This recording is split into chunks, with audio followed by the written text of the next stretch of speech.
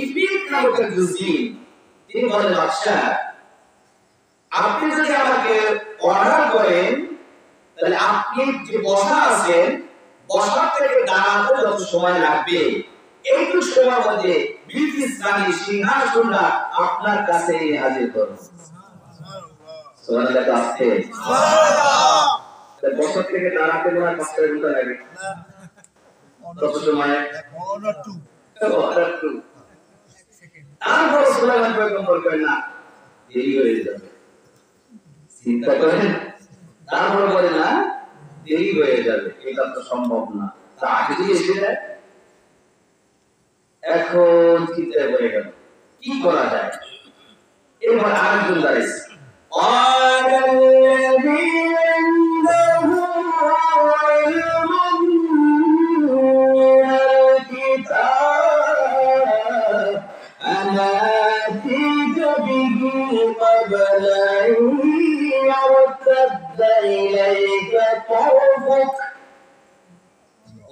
শোনার আগে একবার জোর বলে আল্লাহু আকবার।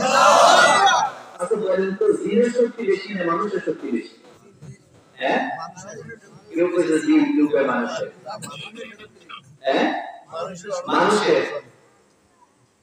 জিন একটা জিনিস করবে ইচ্ছে, রাত্রে বেলা এমন করে একটা যে হাঁটতে পারি না, কোনো রকম যদি একটু লাভ দেয় গাছকে, তাহলে তো করে দিয়ে একেবারে গাছের মাথায় উঠে যায়, এরকম হয় না? কিন্তু আসলে পাওয়ারের দিক থেকে, জিনের পাওয়ারের থেকে মানুষের শক্তি আল্লাহ তাআলা বেশি দিয়েছেন। সুবহানাল্লাহ। আপনারা তো আগে গেলেন, মাঝে মাঝে দেখেন না, আপনারা জিজ্ঞেস করেন কত আলেমরা জিজ্ঞেস করেন, জিনের থেকে মানুষের শক্তি বেশি। আল্লাযী ইনদাহু ইলমু মিনাল কিতাব, ওই মজলিসের মধ্যে একজন লোক ছিলেন যার নাম ছিল আসিফ ইবনে বারখিয়া, যিনি ছিলেন সুলাইমান পয়গম্বরের আপন খালাতো ভাই আসিফ ইবনে বারখিয়া। তিনি বলেন, পয়গম্বর খালাতো ভাই, যদি তুমি অর্ডার করো তোমার চোখের পলক দিতে যতটুকু সময় লাগে তার মধ্যে আমি সিংহাসন হাজির করতে পারবো। চোখের পলক দিতে মনে হয় আরো বেশি সময় লাগে, নেওয়া সেকেন্ড তো লাগে না। এই চোখের পলকের মধ্যে সিংহাসন কোথা থেকে? ফিলিস্তিন থেকে ইয়েমেন, ইয়েমেনের রাজধানীর পাশে, ইয়েমেনের রাজধানী থেকে আরো 3 মাইল, অর্থাৎ এক এক মাইল হচ্ছে 16 মাইল। এই 16 কত? 48 নাকি 48। তাহলে ইয়েমেনের রাজধানী থেকে 48 মাইল দূরে দুইটা পাহাড়ের মধ্যবর্তী স্থান সাগরত, ওখান থেকে সিংহাসনটা নিয়ে আসা চোখের পলকের মধ্যে আপনি কি মনে করেন এটা কি তামাশা? আর সেই সিংহাসনটা কোথায়? দেখবেন মহিলারা যদি বাপের বাড়ি যায়, যদি খবর হয় চল বাপের বাড়ি যাবো, আপনি রেডি হয়ে রাস্তায় বেড়ে তো দাঁড়িয়ে, তারপর আপনার ওই সাথীরা কি আসছে না, কি করে বেরোনোর সময় একটু খাবে করে দেখে যে মুরগির রুমাল দিয়েছে ওইটা একটু দেখে যায়, আবার একটু সুন্দর ঠিক মতো আটকেছি কিনা ওইটা একটু দেখে, এরকম আছে কিনা। এটা আল্লাহ তাআলা বলে দেখে কোন নিশ্চিত একটা গুণ দিয়েছেন। বিলকিস রানীর সিংহাসনটা ছিল 7টা কক্ষ ভেদ করে 70 নম্বর কক্ষে তার সিংহাসন, 7টা কক্ষে সে তালা মেরে রেখে আসছে। সুবহানাল্লাহ। এমনি জলা জায়গা থাকতে না হয় টানতে এসে নিয়ে আসা দিত।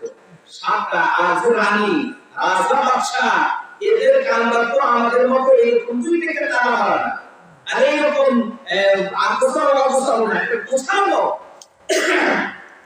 হাই সিকিউরিটি, এত ভিতরে তার সিংহাসন, 7টা কক্ষ ভেদ করে তারা খুলতে খুলতে তো আর বলতে লাগবে, তারা সারি তো নাই, কেমনি খুলবে, কি করে সম্ভব? এটা যদি সম্ভব কেন সেই কথা আল্লাহ বলছেন। এখন সুলাইমান পয়গম্বর বলছিলেন যে এই আসিফ বিন বারখিয়া বলেন, আপনি অর্ডার করেন আপনার চোখের পলক পড়তে যতটুকু সময় লাগে এই সময়ের মধ্যে আমি বিলকিস রানীর সিংহাসনটা নিয়ে আসবো।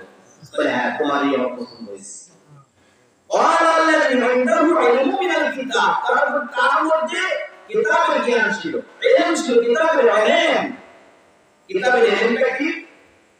মুফাসসিরগণ বলেছেন ইসমে আযম জানতেন। আসলে ইসমে আযমের নাম হচ্ছে, আমার সাথে বলুন, বিসমিল্লাহির রহমানির রহিম। সুবহানাল্লাহ। বিসমিল্লাহির রহমানির রহিম এই ইসমে আযম জানতেন বলে আসিফ ইবনে বাকিয়া বিসমিল্লাহ বলার সাথে সাথে আল্লাহ তাআলা সেই বিলকিসের সিংহাসনটা সুলাইমান পয়গম্বরের সামনে হাজির করে দিয়েছেন। এখন এত তাড়াতাড়ি সিংহাসনটা আনছে, তার মধ্যে একটা অহংকার আসতে পারে না? তখন সুলাইমান আলাইহিস সালাম বলেন, হাযা মিন ফাদলি রাব্বি, আসে বলে বাকিরা, এটা তোমার ক্রেডিট না, এটা আমার রবের ফজল। সুবহানাল্লাহ। আমার রব তিনি দিয়েছেন বলে তুমি এটা সহজে আনতে পেরেছো। বিসমিল্লাহর বরকত দেখছেন। এই বিসমিল্লাহ আমরা প্রত্যেক ভালো কাজের শুরুতে আমরা বিসমিল্লাহ বলবো, সব সময় বিসমিল্লাহ আমল করার আমরা চেষ্টা করব। সবাই বলি ইনশাআল্লাহ। এই হলো বিসমিল্লাহর সংক্ষিপ্ত একটু তাফসীর। এবার আসুন আল্লাহ তাআলা আমাদের সূরা বাকারা শুরুতে কি বলেছেন? আলিফ লাম মিম।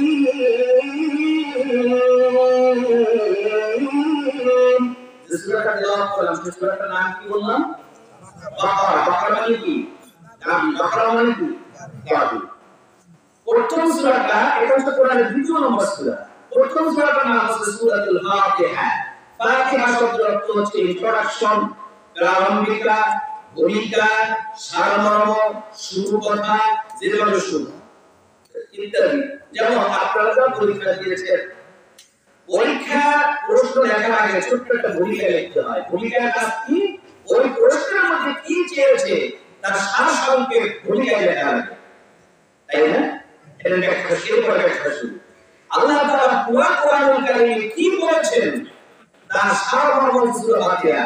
আর ব্যাখ্যা শুরু করেছেন আল্লাহ গরু দিয়া, গাভী দিয়া, গরু দিয়া। আর 114 নম্বর সূরাটা, সূরাটার নাম হচ্ছে সূরাতুন নাস। নাস মানে কি? বলেন বলেন সবাই। মানুষ। একটু না বলছেন আপনারা ছাত্র, ছাত্র যদি শিক্ষক প্রশ্ন করে উত্তর না দিলে তো ওটা কেমন হয় না? তাহলে নাস মানে কি? মানুষ। শুরু হলো কি দিয়া? গরু দিয়া। গাভী তো গরুর একটা জাত, গরু দিয়া। শেষ হয়েছে মানুষ দিয়া। ভালো করে বলছেন, ইন্না শাআদাওয়াবি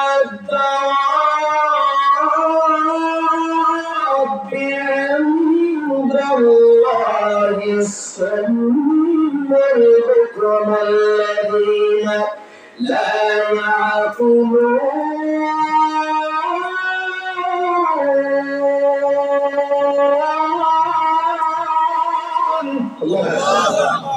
সূরা আনফালের 50 নম্বর আয়াত। ইন্না শাআদাওয়াবি, আল্লাহ বলেন এই জমিনে যত বিচরণশীল প্রাণী আছে, এই জমিনে যত বিচরণশীল প্রাণী আছে, আল্লাহু খালাকা কুল্লা দাব্বা মিন মাইন, আল্লাহ তাআলা অসংখ্য প্রাণী সৃষ্টি করেছেন। তার মধ্যে কেউ বুকে ভর দিয়ে হাঁটে, কেউ দুই পায়ে হাঁটে, কেউ চার পায়ে হাঁটে।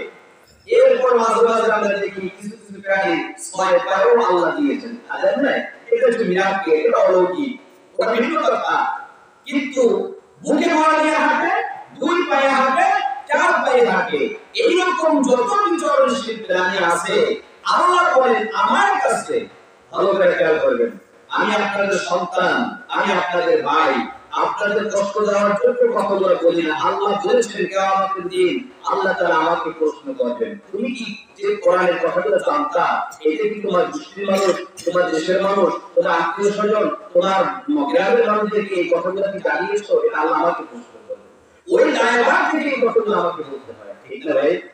ঠিক না?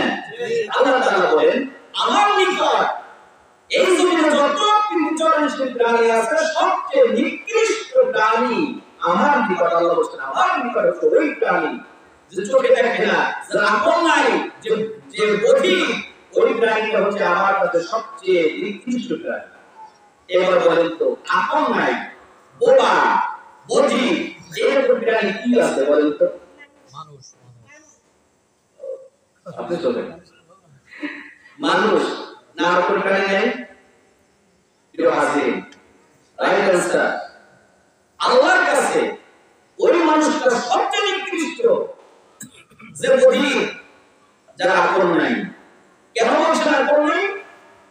আকলে এই জন্য বলছেন লাহুম কুলুবুন লা ইয়াফকাহুনা বিহা। আল্লাহ বলেন আমি তাকে আকল দিয়েছি, আমি তাকে কলব দিয়েছি, তাকে সেই বোধ শক্তি দিয়ে সে উপলব্ধি করে নাই। চোখ দিয়েছি, দেখে নাই। কান দিয়েছি, শোনে নাই।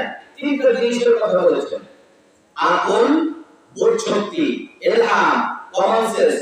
আকল বিবেক, এটা কান, চোখ, এই তিনটা জিনিসের কথা বলেছেন। এই তিনটা জিনিস থেকে যে ব্যক্তি কোরআন, ইসলাম, নবীর আদর্শকে মানলো না, দেখলো না, শুনলো না, আল্লাহর কাছে ওই ব্যক্তি হচ্ছে সবচেয়ে নিকৃষ্ট প্রাণী। আমার কাছে যদি মনে হয় আমার অঞ্চলের কুকুরটা আমার কাছে সবচেয়ে নিকৃষ্ট প্রাণী, আল্লাহ বলেন বল তোমার বল, বরং ওই কুকুরের চেয়ে জানি তুই সবচেয়ে নিকৃষ্ট প্রাণী। যে তুই কুকুর মতো একটা পর্যায়ে আছে, তুই কোরআন, বিবেক, আকল আমি আল্লাহ দিয়েছি, ওর থেকে কোরআন বুঝবি না, ইসলাম বুঝবি না, নবীর আদর্শ বুঝবি না, তুই ওই কুকুরের চেয়ে জগৎ লোকে আবার আল্লাহ বলেছেন। কি বলেছেন ভাই?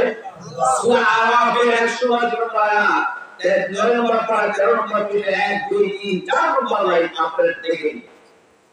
এই জন্য আল্লাহ তাআলা কোরআনটাকে মানুষের বিধার মাধ্যমে, কোরআনটাকে মানুষের বিধার মাধ্যমে গরু দিয়ে শুরু করেছেন আর মানুষ দিয়ে শেষ করেছেন। আল্লাহ বুঝাতে চায় যে ব্যক্তি কোরআন মানবে না, যে ব্যক্তি কোরআন বুঝবে না, কোরআন পড়বে না, আমি আল্লাহ আমার কাছে ওই ব্যক্তি চতুষ্পদ জানোয়ারের চেয়ে জঘন্য। আর যে ব্যক্তি কোরআন পড়বে, কোরআন বুঝবে, সেই ব্যক্তি একেবারে প্রকৃত একজন মানুষ হয়ে দুনিয়ায় বসবাস করবে। এই জন্য গরু দিয়ে শুরু করে আল্লাহ মানুষ দিয়ে শেষ করেছেন। কোরআনের মধ্যে ঢুকবে, জিরো থেকে হিরো বানিয়ে দেবেন কে? কোরআনের বিরোধিতা করবে, হিরো থেকে জিরো বানিয়ে আল্লাহ তাআলা পথের ভিখারি, রাস্তার ঝাড়ুদার এবং সুইপার বানিয়ে আল্লাহ আমাকে দিতে পারে, ঠিক না? এই ক্ষমতা আল্লাহ আছে না? যদি থাকে তাহলে আমাকে কোরআন মানতে হবে। আমি একজন মুসলমান হিসেবে, আমি একজন মুসলমান হিসেবে আমাকে কোরআনকে সবচেয়ে বেশি প্রাধান্য দিতে হবে। ও ভাই, আমরা তো স্লোগান দিই যে দল থেকে, ব্যক্তি থেকে দল বড়, দল থেকে দেশ বড়। এই স্লোগান আমরা দেখি না? আমি এই স্লোগানের সাথে আরেকটা কথা বলি, দল থেকে, ব্যক্তি থেকে দল বড়, দল থেকে দেশ বড়, দেশ থেকে আল্লাহ কোরআন বড়। কথা বলেন? আল্লাহর কোরআনকে প্রাধান্য দিবেন, আপনারা সব কাজে সাকসেস হবেন। আল্লাহর কোরআনকে প্রাধান্য দিবেন না, আপনারা অপমান, অপদস্থ, লাঞ্ছিত, অপমানিত করে দুনিয়া থেকে বিদায় করবেন। এই খেলা গরু দিয়ে শুরু করে মানুষ দিয়ে শেষ করেছে। আমার কথা আপনারা কষ্ট পাবেন না, বোঝার চেষ্টা করবেন। প্রিয় হাজির, আল্লাহ তাআলা এইবার বলেন আলিফ লাম মিম, এটা একটা হুরুফ মুকাত্তাআ। ইয়াসির ইবনে আখতাব ইহুদিদের একজন লিডার ছিল, ছোটখাটো লিডার, পাখি নেতা। আমাদের সমাজে মূল নেতার থেকে পাখি নেতার খেলা বেশি। পাখি নেতারা এলাকা গরম করে ফেলে, অথচ মূল নেতা আমাদের বাড়ি সামনে রয়েছে কাজ করে। এরকম পাখি নেতারাই সমাজ এবং একটা দল নষ্ট করে, একটা সমাজ নষ্ট করে, একটা পরিবার নষ্ট করে। পাখি নেতারা, এটা কোরআনের বাস্তবতা। আমি কোন রাজনৈতিকের কথা বলছি না, কোরআন থেকে বলছি। ইয়াসির ইবনে আখতাব এই পাখি নেতার বিষয়ে কথা গেছে।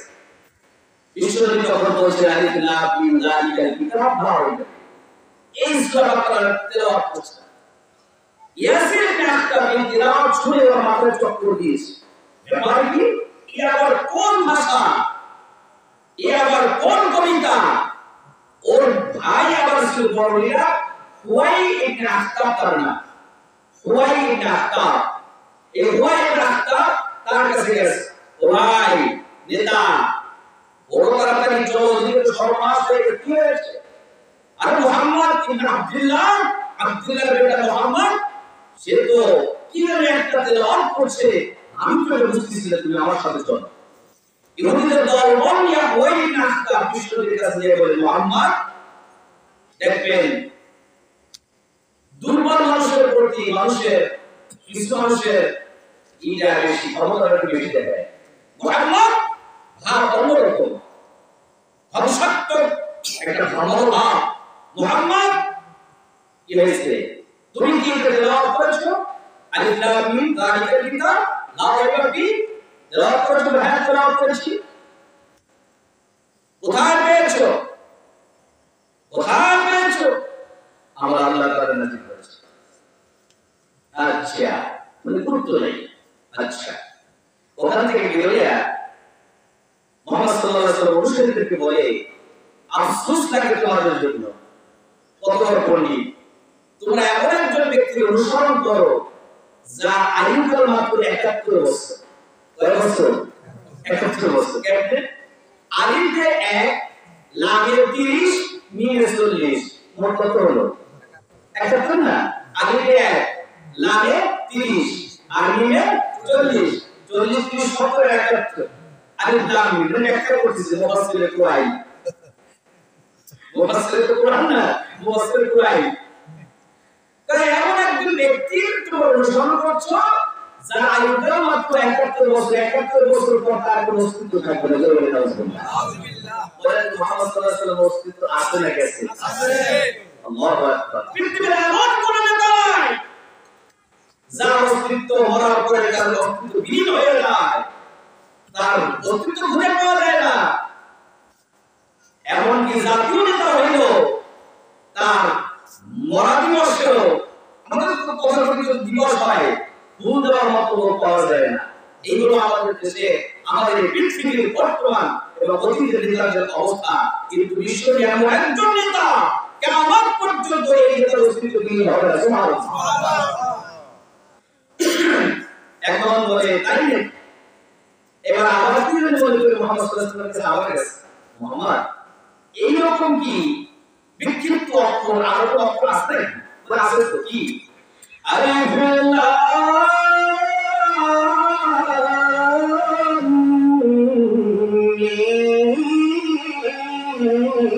মিম সাদ আল্লাহু আকবার বুঝতে পারছেন আলিফ লাম মিম সাদ এবার হলো কয়টা অক্ষর আরেকটা আছে না সাদ বাস তাহলে ওই আলিফে 1 লামে 30 মিমে 40 আর সাদ বস্তু 90 1,90,000 বছর হয়ে গেল এবার কত হলো 161 এই যোগ বিয়োগ করে নেওয়া লাগে ওই কত 161 এবার আবার এটা বলে না একটু হিসাবটা কেমন জানি নরে বড় হয়ে গেছে না 71 না 161 বছর তার আয়ুকাল কত বড় মুফাসসির কুরাই গুনতেছে আবার কাছে মুহাম্মদ এই রকম কি আর কোন অক্ষর আছে বলে আছে তো বলে কি কও আছে কোথায় আছে কি আলিফ লাম রা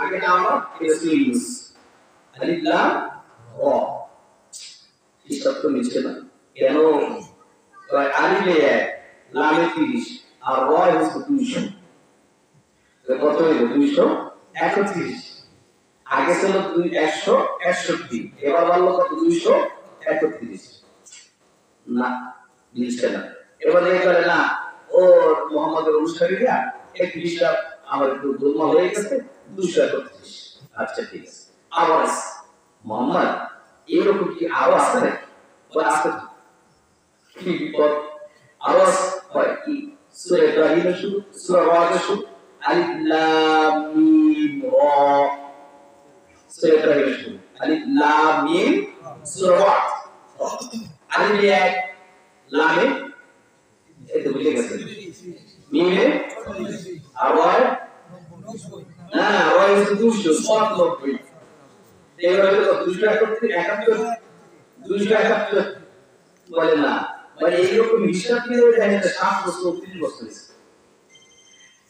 এখন বলে চিন্তা করছে আবার যদি যাই আবার যদি তো এরকম অক্ষর আসে তাহলে আবার যদি বাড়তে থাকে মান সম্মান দেখবে না তাড়াতাড়ি বেরিয়ে গেছে কারণ দরকার নেই এই ছিল এই আলিফ লাম মিমের সংক্ষিপ্ত তাফসীর সূরা বাকারার মধ্যে আল্লাহ তাআলা 4টা মৃত্যুকে জীবিত করার ঘটনা বলেছেন কয়টা 4টা এগুলো আপনারা হয়তো বা শুনে থাকলে শুনতেছেন না শুনে থাকলে শোনেন চারটা মৃত্যু থেকে জীবিত করার ঘটনা একটা সূরাতে আল্লাহ তাআলা বলেছে। এক নম্বর, মুসা আলাইহিস সালাম আল্লাহর কাছ থেকে তাওরাত কিতাব আনলেন, আল্লাহর সাথে কথা বলতেন। মুসার পয়গম্বরের কওমেরা মুসা নবীকে বলল, মুসা আমরা তোমার কথা মানব না, বিশ্বাস করব না যতক্ষণ না পর্যন্ত তোমার আল্লাহকে আমরা তার কথা নিজেদের কানে না শুনবো না দেখবো, ততক্ষণ পর্যন্ত আমরা তোমার কথা বিশ্বাস করব না। ঠিক আছে, চলো গুনে গুনে লিডারদেরকে বাছাই করে 72 জনকে নিয়ে মুসা পয়গম্বর তুর পাহাড়ের চোখে চলে গেলেন। আল্লাহকে দেখবে ওরা, আল্লাহর কথা শুনবে। আল্লাহ তাআলা বলেন, ওয়াইযা কুনতুম ইয়া মুসা লান নু'মিনা লাকা হাত্তা নারাল্লাহ জাহারাতান ফাআখাযাতকুmus সা'iকাতু ওয়া আনতুম তানজুরুন।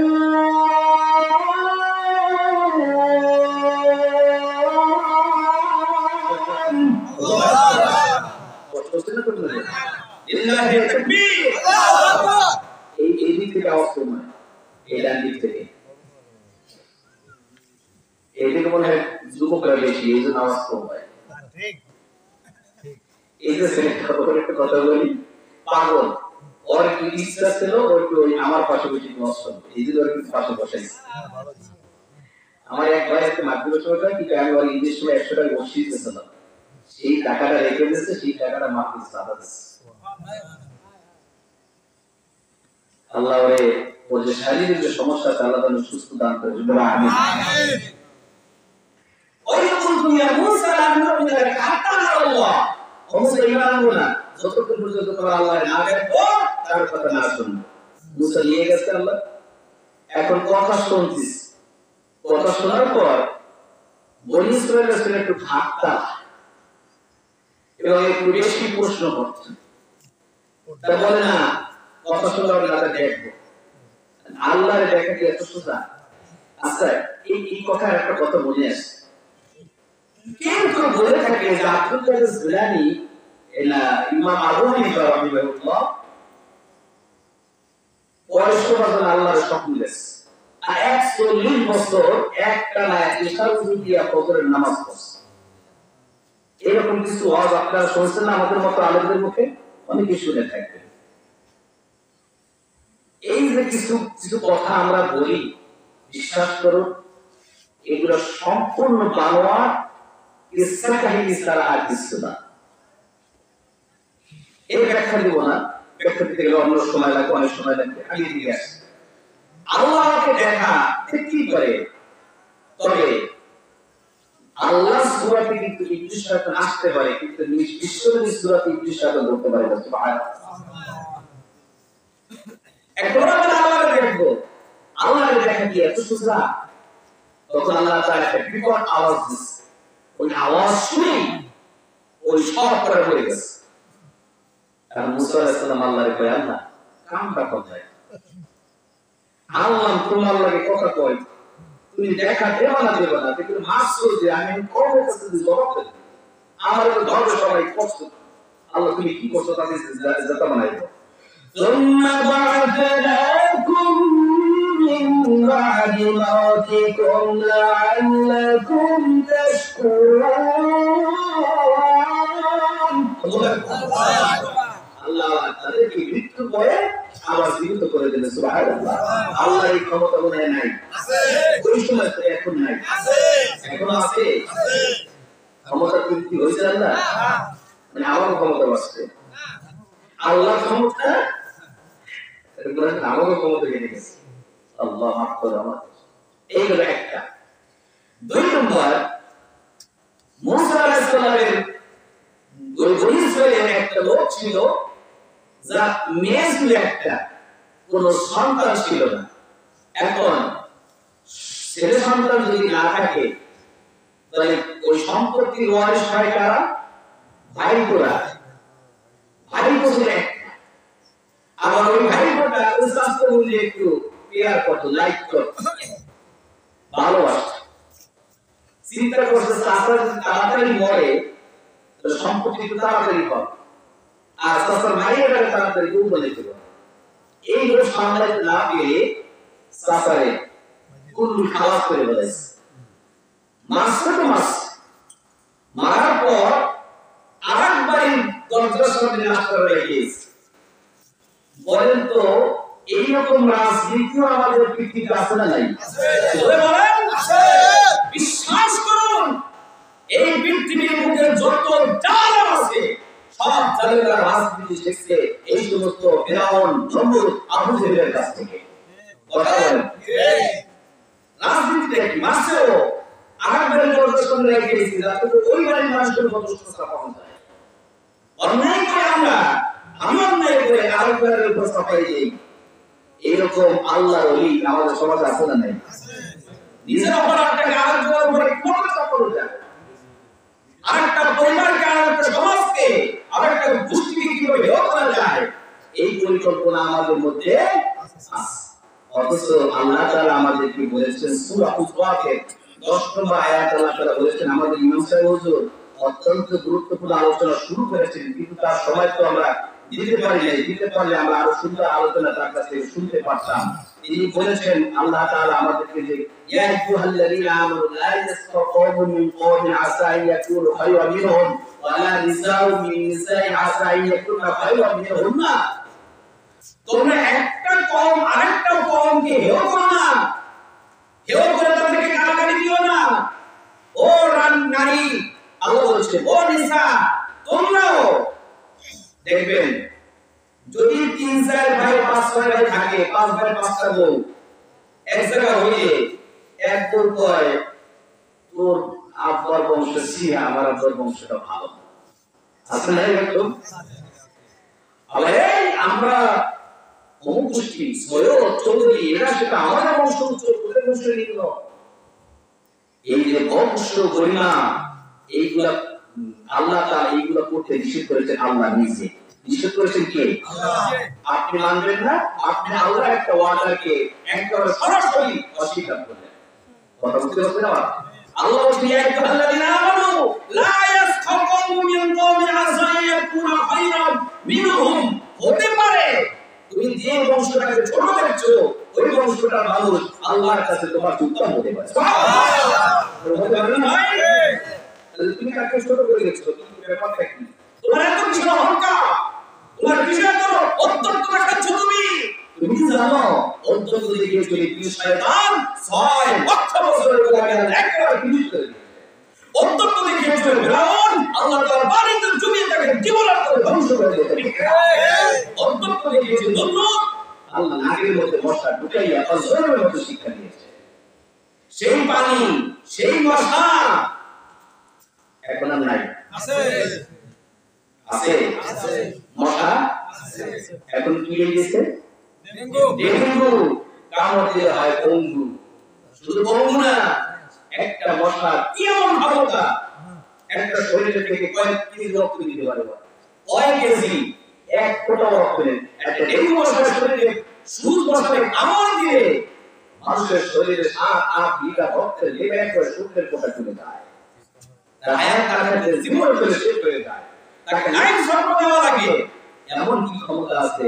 আল্লাহ বলে বান্দারে ক্ষমতা কিন্তু মশার না, এই মশা হচ্ছে সেই মশার জাত যেই মশাকে আমি নমরুদের নাকের মধ্যে ঢুকে দিয়া জন্মের তরে শিক্ষা দিয়েছি। ওই মশা এখনো পৃথিবীতে আছে, ওই রকম নমরুদের উত্তরসূরি আছে, ওই রকম ফিরাউনের উত্তরসূরি আছে। আমি আল্লাহ তাদেরকেও এইভাবে ধ্বংস করতে চাই। চিন্তা করে ঠিক কিনা? এই জন্য এক বংশ আমরা বংশ নাকি আমরা আমাদের এই বংশে এইটা আছে, ওদের আছে কি? আল্লাহ বলেন না। কার মধ্যে কি আছে? হতে পারে ওই বংশটা কোষে অনেক উত্তম আল্লাহর কাছে।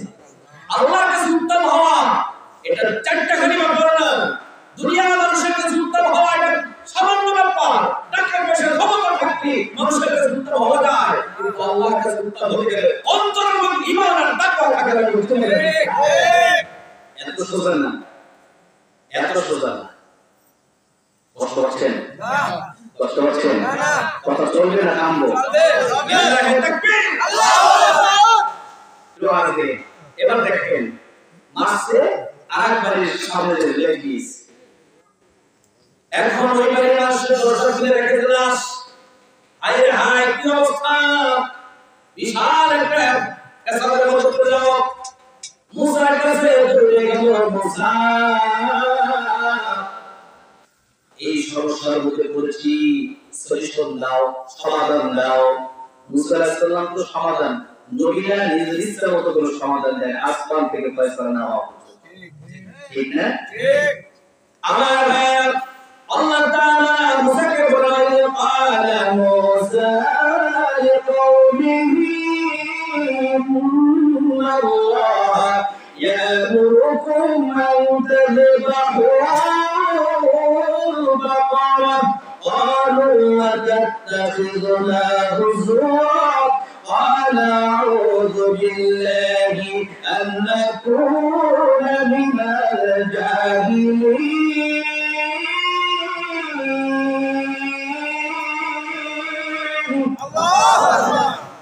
মুসা রাসূলুল্লাহ বলেন, মুসা তুমি বলো একটা গাভী জবাই করে তার গোশত মৃত্যু ব্যক্তির গায়ে স্পর্শ করালে মৃত্যু ব্যক্তি জীবিত হয়ে বলে দিবে তার কি মাস। সুবহানাল্লাহ বলি। সুবহানাল্লাহ। গরমে কষ্ট হচ্ছে না না ইভেন্ট অফ করে দেন। আমিও ভাইরা না ওটা চালু রাখা। আপনারা গরম লাগছে আমার চালু না রাখলে সমস্যা হবে, গলা বসে যাবে। কথা বলতে পারো আছে। এবার গরম করে বলে মুসা তামাশা করার একটা লিমিট আছে। মরা মানুষের গায়ে গোশত সোয়াল লাগবে আর জীবিত হবে আর বলে দেবে আমাদের সাথে কি মশকরা করো। তখন তিনি বলেন, আউযু বিল্লাহ, আমি আল্লাহর কাছে আশ্রয় প্রার্থনা করছি, আমি জাহেল না। মুসা আলাইহিস সালাম বলেন, আমি জাহেল মূর্খ না, আমি মূর্খ থেকে আল্লাহর কাছে আশ্রয় প্রার্থনা করছি।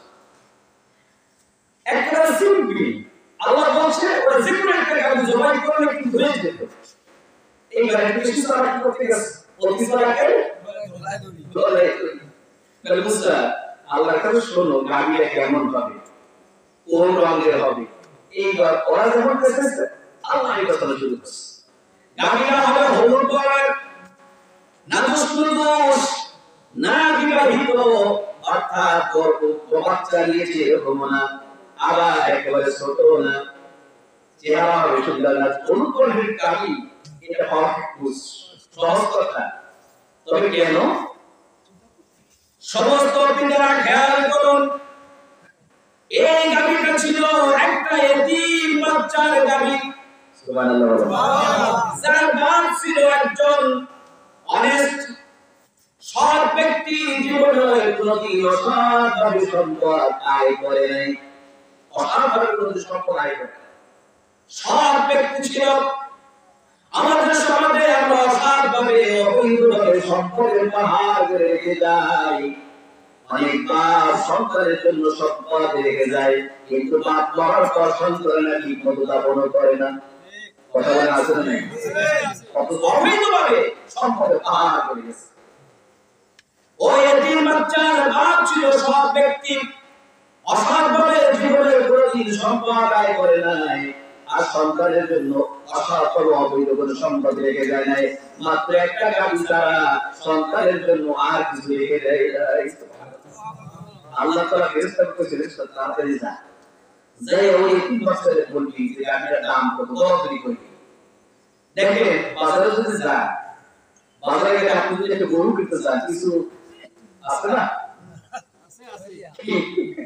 কি বলে উঠবে? আরে আপনি তো দাম কইতেছেন, আর আপনি এই দাম এই করে দেবা, তার মানে ও অল্প লোক, আপনার দাম বাড়াই দেয়। আল্লাহ তাআলা উনি একটু ফেরেশতাকে দিয়ে দাম বাড়াই দিচ্ছেন কিভাবে? কারণ কি? কারণ হচ্ছে আল্লাহ তাআলা ওই এতিম বাচ্চার বাপ ভালো ছিলেন বলে, সৎ ছিলেন বলে তার সন্তানকে আল্লাহ তাআলা নিজের দায়িত্ব নিয়ে এস্টাবলিশ করে দিচ্ছেন। সুবহানাল্লাহ। আপনার এত সম্পদ আপনি সন্তানের জন্য রাখা দরকার কি? আপনি অবৈধভাবে না, আল্লাহর উপর তাওয়াক্কুল করে সামান্য জায়গায় যাবেন, ওই সম্পদের জন্য বরকত দিয়ে দেবেন কে? আল্লাহ। ফেরেশতারা একটা গাভীর দাম কত? এই কয় পয়সা। না খবরটা গায়ে আসতেছে নাম রাখবা এই গাভীর ওজনে যত স্বর্ণ পাওয়া যায় ওই পরিমাণ স্বর্ণ দাম রাখবা সুবহানাল্লাহ দেখছেন সম্পদ আল্লাহ কিভাবে বাড়িয়ে দিচ্ছেন বনি ইসরায়েল বলে কিভাবে হবে ঠিক আছে দাও ওই গাভী হবে শ্বাস বর্জন না করে এরকম গাভী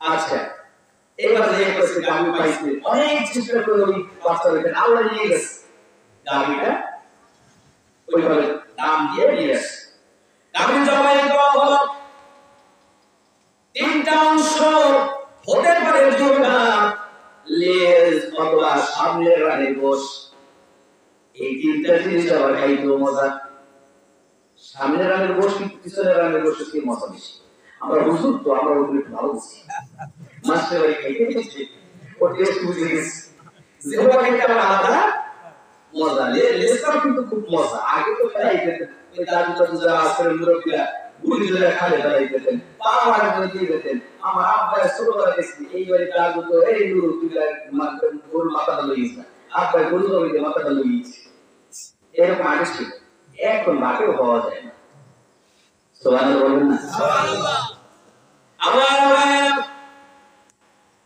মুসা আলাইহিস সালাম কওমকে বললেন একটা টুকরা গোশ ওই ব্যক্তির গায়ে স্পর্শ করাও তিনটা রিওয়ায়াত আছে হতে পারে যে ওবা হতে পারে সামনে রাত অথবা লেজ এটা মনে রাখবেন সোয়াইসে মৃত্যু ব্যক্তি জীবিত হয়ে গেছে জীবিত হয়ে বলে যে আমার মাসে আমার ভাইপোর নাম ছিল আকিল অথবা আকিল ভাইপোর নাম আকিল অথবা আকিল তাহলে আমার আকিল অথবা আকিল মাসে বাস কথা শেষ আবার সে মৃত্যু করে দূরে করলেন তো হলো কয়টা চারটা বললাম সূরা বাকারার মধ্যে চারটা মৃত্যু থেকে জীবিত ঘটনা তো হলো কয়টা দুইটা আছে কয়টা দুইটা আলাম কাওয়াইনাল্লাযীনা খরাজু মিন দিয়ারিহিম ওয়া হুম মুলুকুন আযাওয়াল মাউত ওয়া ক্বালা লাহুমুল্লাহু মুতু সুম্মা আহইয়াহুম ইন্নাল্লাহা লাযু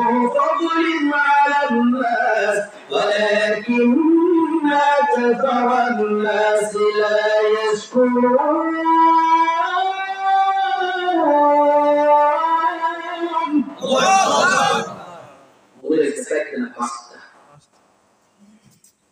এবার সূরা বাকারা 143 নম্বর 2 নম্বর পড়া 19 নম্বর বিতে একটু পানি খাও জাহাঙ্গীর হয়ে গেছে একটু পানি দিন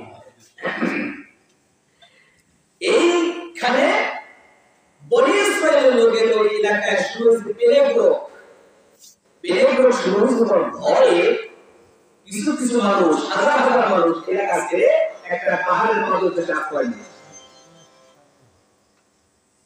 যখন করোনা শুরু হয়েছে ঘরের মধ্যে ঢুকছে আর বাইরের এক পাশের মধ্যে এরকম মানুষ আছে না বহু ছিল হায় হায় মাসজিদে তাই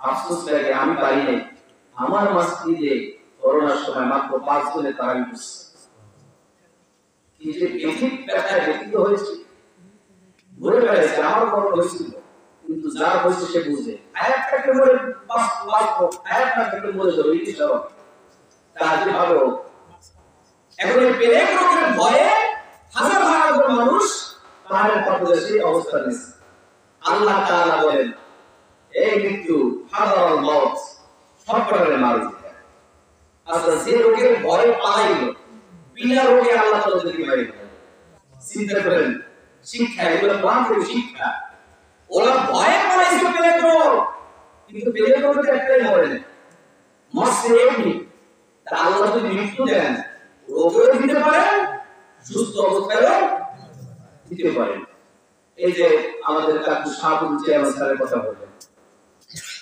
সে কি বুঝতে পারছেন সে উপজেলা চেয়ারম্যান নির্বাচন করবে তখন তো তার স্বপ্ন তার সব স্বপ্ন এখন কোথায় মাটি দিচ্ছে সব স্বপ্ন এখন মাটি দিচ্ছে এইভাবে আমাদের স্বপ্ন কার কাছে হারিয়ে যাবো আমরা কি বলতে পারবো আমার ভাইয়েরা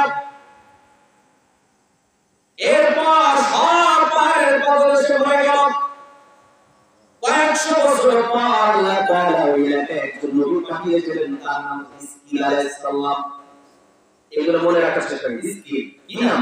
স্কিল। যে বলে যে আল্লাহ বলে স্কিল যাও তাও কি আসতো কোথায়? ওই পাহাড়ের কবরে যাই কিছু নেই। আল্লাহ কি আমার লাগে তুমি মস্করা করবে যে কারে জবাব দেব? কেউ তো নাই। আল্লাহ বলেন তুমি রাত দাও। তাফসীরে এসেছে হিজকিল আলাইহিস সালাম ডাক দেওয়ার সাথে সাথে শত শত বছর আগে মৃত্যু ব্যক্তির হাড্ডি গুটি এক জায়গায় নাই। শগুন, কাক, বিভিন্ন প্রাণী টেনে একটা মানুষের হাড্ডি গুটি এক জায়গায় নিয়ে গেছে। যখন ডাক দিলে আমি আল্লাহর হুকুমে তোমাদেরকে ডাক দিচ্ছি, জীবিত হয়ে যাও সবাই। সুবহানাল্লাহ। ডাক দিতে দেরি, ডাক দিতে দেরি, জীবিত করতে দেরি নেই। জীবিত করে দিয়েছেন কে? আল্লাহ। তাফসীরে এসেছে তার রক্তগুলো জমিন থেকে কেবল তার রক্ত ঘুরে ঘুরে বের হয়ে গেল। হাতি যার যেখানে যা ছিল, একটা ছিল ওই পাহাড়ে, একটা ওই জায়গা, সব এক জায়গা হয়ে সব হাজার হাজার মানুষগুলো আল্লাহ তাআলা জীবিত করে দিয়েছে। এই গেল কত নম্বর? 3 নম্বর। এবার 4 নম্বর। আও কাল্লাযী মা'আলা قرية وهي خاوية على عروشها حضرت عزير عليه السلام وقالت اليهود عزير ابن الله عزير عليه السلام একটা শহর যেখানে ভাঙাচোরা পরিত্যক্ত কিছু কিছু সারাবাড়ি আছে না, পরিত্যক্ত ওই একটা শহরে পরিত্যক্ত বিল্ডিং গুলো ভেঙে গেছে, এখানে কাঠ নেই। এখন উজাইর আলাইহিস সালাম বলে আল্লাহ তুমি এই পরিত্যক্ত শহরে কেমনে মানুষ দিয়ে একটা নগরী বানাই দিলে? আমার বুঝে আসে, আল্লাহকে বুঝে আসে না। বলে না ঠিক আছে। আল্লাহ সাথে সাথে আজরাইল এই উজাইর তাড়াতাড়ি কামটারে বানা জান কবস্ত হয়ে গেছে। 100 বছর পর, কত বছর? 100 বছর পর আল্লাহ তাআলা আবার উজাইর আলাইহিস সালামকে জীবিত করেছে। করে দিয়া বলে উজাইর তুমি মৃত্যু অবস্থায় ছিল কয়দিন? এই 10 দিন অথবা 1 দিন, এই 1 ঘন্টা। আল্লাহ বলে উজাইর না, তুমি মৃত্যু অবস্থায় ছিল 100 বছর। সুবহানাল্লাহ বলেন 100 বছর। আচ্ছা 100 বছর মৃত্যু ছিল, পরীক্ষা করা লাগে না? শহরে শহরে গ্রামে গ্রামে ঘুরতেছে আর বলতেছে তোমরা কি উজাইর আছেন? ইয়ং যারা তারা তো চিনবে না। একজন ভিতরে পাইছে, সে 100 তার 30 বছর বয়স, সে নিশ্চয় জানে অথবা 20 বছর। বলে আপনি কি উজাইর আছেন? কোথাও জানেন একজন মুসলিম ছিলাম। আরে দেখতেছেন আপনি আমার তো বাচ্চার প্রচলিত কারণে চোখ বন্ধ হয়ে গেছে, আমি তাকে দেখতে পারবো না। উজাইর আলাইহিস সালামকে আল্লাহ ক্ষমতা দিয়েছেন, বাচ্চার মানুষের চোখে হাত দিলে চোখ ভালো হয়ে যাবে। উজাইর আলাইহিস সালাম চোখে হাত দিলেন, চোখ ভালো হয়ে গেল। ভালো হয়ে যাওয়ার পরে তোমার তো উজাইর 100 বছর পরে এসেছে, বলে তোমার তো উজাইর লাগে, তো তুমি 100 বছর পর আসলা কোথা থেকে? তাহলে নিশ্চয়ই তুমি আন্দাজ থেকে। নাউযুবিল্লাহ। অকালাত ইহুদিরা উজাইর আলাইহিস সালামকে আল্লাহর ছেলে মনে করত, আর খ্রিস্টানরা ঈসা আলাইহিস সালামকে আল্লাহর ছেলে মনে করত। নাউযুবিল্লাহ। আল্লাহ কি কোনো ছেলে আছে?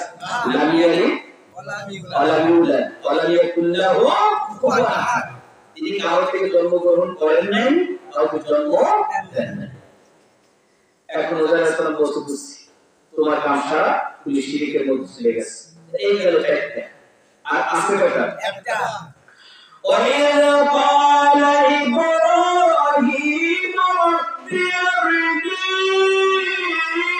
كَيْفَ تُحْيِي الْمَوْتَى قَالَ أَوَلَمْ تُؤْمِنْ قَالَ بَلَىٰ وَلَٰكِن لِيَطْمَئِنَّ قَلْبِي।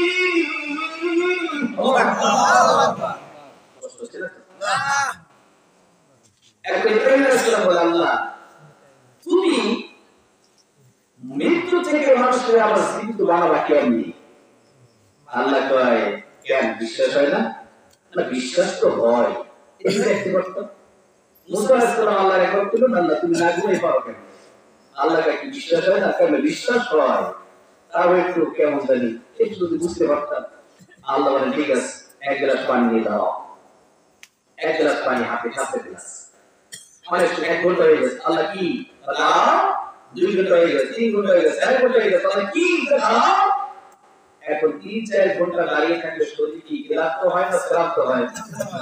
ক্লান্ত হয়, শ্রান্ত হয়, শ্রান্ত হয় না। এখন ক্লান্ত হইতে হইতে কত সময় দাঁড়িয়ে চোখে একটু ঘুম ঠাস করে হাতে রাস্তা করে টুকরো টুকরো হয়ে গেছে। আল্লাহ বলে মুসা,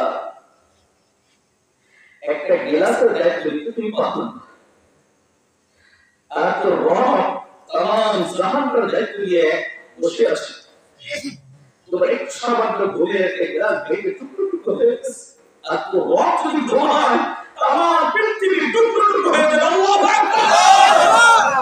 মুসা, তুই তো 24 ঘন্টার মধ্যে কয়েক ঘন্টা ঘুমাও, আর তোর রব 24টা ঘন্টা তোর জন্য কাজ করে।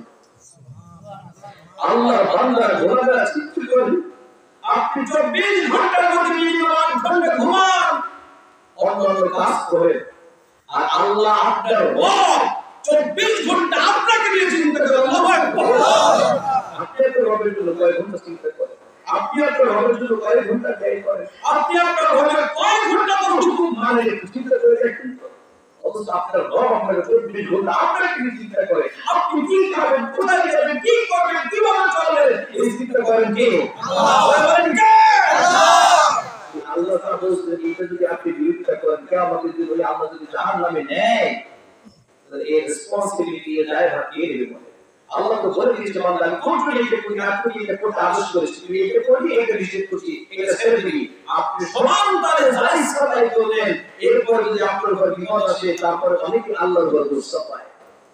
আপনারা ভাই এরকম?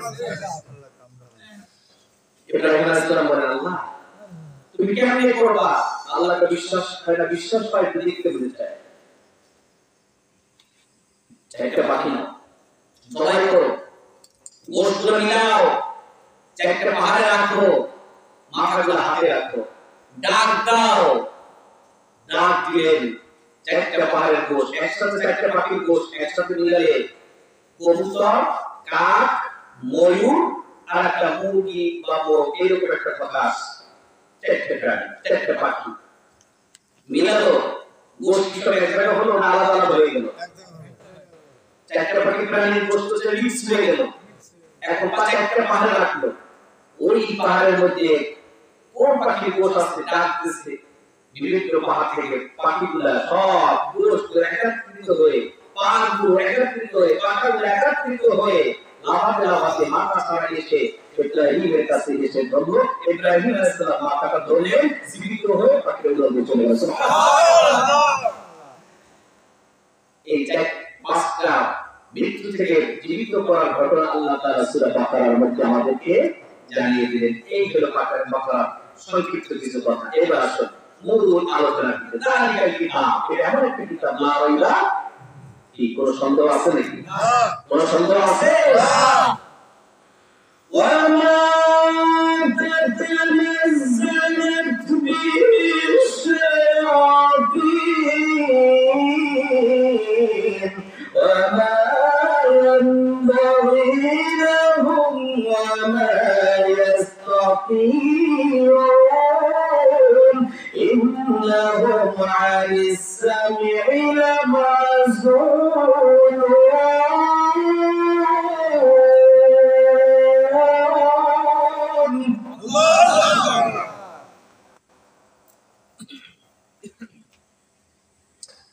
বলেন তো কোরআন নাযিল করেছেন কে? আল্লাহ। জবাবটা কি আসতে গেল না? আল্লাহ। সবাই বলি আল্লাহ। ওয়া মা তাতানাজ্জালু বিহি শায়াতিন, শয়তান কর্তৃক এই কোরআন অবতরণ হয় না। আগে সাহস সাধ্য শয়তানের। ইন্নাহু আনিস সাবিলি লামাযুলুন, আর এই কোরআন ওদেরকে, এবার কিছু কথা আসবে, মেহেরবানি করে কষ্ট পাবেন। এই কোরআন আল্লাহ তাআলা তাদেরকে শ্রবণ থেকে দূরে সরিয়ে কাদেরকে বলেন তো? দেখি কি বলতে পারে। আল্লাহ বলেন ওমা তানাজ্জালাত বিহি শায়াতিন, ভালো করে খেয়াল করেন। এই কোরআন শয়তান কর্তৃক অবতরণ হয় নাই, আর কারো সাহসও নাই। আমি তাদেরকে কোরআন শ্রবণ থেকে দূর সরাই রেখেছি। কাদেরকে? মাশাআল্লাহ, কাদেরকে? শয়তানদেরকে। অবশ্যই শয়তানদেরকে। এখন শয়তানদেরকে বললেন কেন আল্লাহ?